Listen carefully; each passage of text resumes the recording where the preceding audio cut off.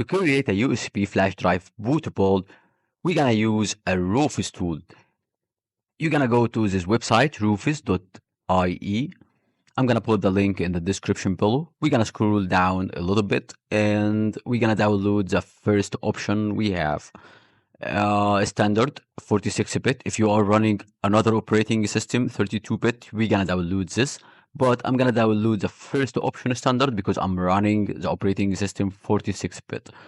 Okay, before we carry on, I wanted to mention something that and extremely important. Ignore just downloading from the tool because you might have a damaged ISO file because the internet interrupted. So avoid all of this and burn the ISO file from your local computer. All right, let's burn our ISO image files. Flash USB drive is required.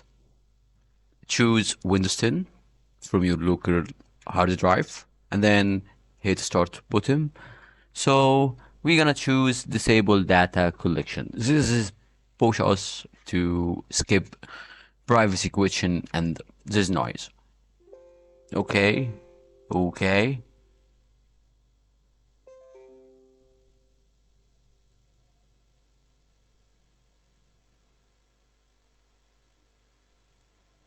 I'm gonna speed up the video to save some times until the process is end.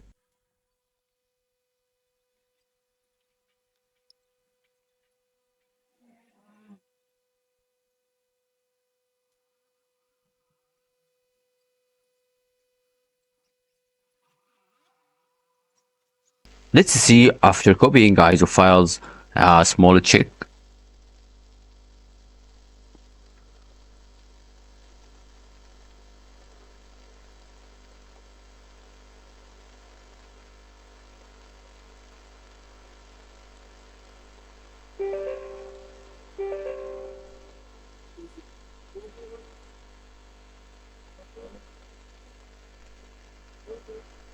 Yes, it's worked.